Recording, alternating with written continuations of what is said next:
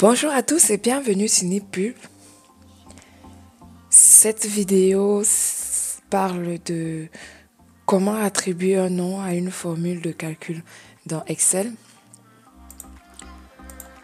Pour ceux qui nous suivent depuis un moment, vous vous souvenez peut-être de ces fichiers qui avaient été faits pour vous montrer comment créer un tableau croisé dynamique dans Excel. Je rappelle encore, nous sommes dans Excel 2010. Donc, déjà pour un tout petit rappel, on peut regarder dans le tableau croisé dynamique que nous avions créé à l'époque. On se rend compte que ici, il manque des champs. Parce que ces champs, je les ai rajoutés, comme le volume et la disponibilité. Je les ai rajoutés pour pouvoir créer la vidéo sur l'attribution de nom à une formule. On en aura besoin. Si je veux avoir ces champs, vous savez, je sais que vous savez le faire. Il suffit d'aller dans Options et dans Actualiser. On fait Actualiser tout. Et là, il y a un petit souci. Vous savez, c'est quoi le souci? Je crois que certaines personnes le savent. En fait, regardez, avant j'avais produit, prix et rayon et réduction. Donc j'ai rajouté ici à la fin une nouvelle colonne et j'ai rajouté à l'intérieur du tableau une nouvelle colonne. Donc le tableau croisé dynamique ici a pris en compte le volume parce qu'il fait partie des champs de la plage de données sélectionnées. Donc si on veut par exemple que disponible apparaisse également ici, il suffit d'aller encore dans Options, bien regarder sous Outils de tableau croisé dynamique, il y a Création et Options. Et là, on fait changer la source de données. On voit très bien que ici, il n'a pris que après E. Donc, on va mettre F. Moi, j'aime bien faire comme ça.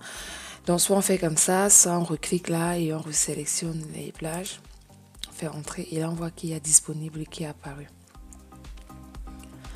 Maintenant, ce pourquoi nous sommes là, comment est-ce qu'on attribue un nom à une plage? Donc, on va faire, par exemple, je vais choisir que ces champs. Donc, on choisit la plage de données. On va ici, dans la petite case là, on clique et on met par exemple nouveau, comme ça, et on fait entrer. Ensuite, comment est-ce que je peux utiliser ma nouvelle plage de données?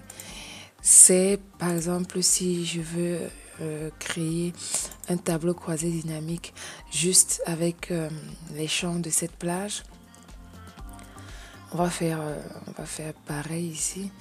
Dans Options, on va faire changer la source de données.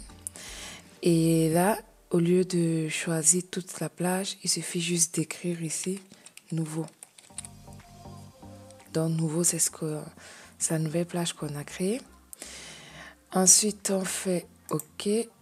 Et là, vous voyez, il ne nous a affiché que les 3 champs. Je ne sais pas si vous voyez. Nous avions sélectionné que ces champs tout à l'heure.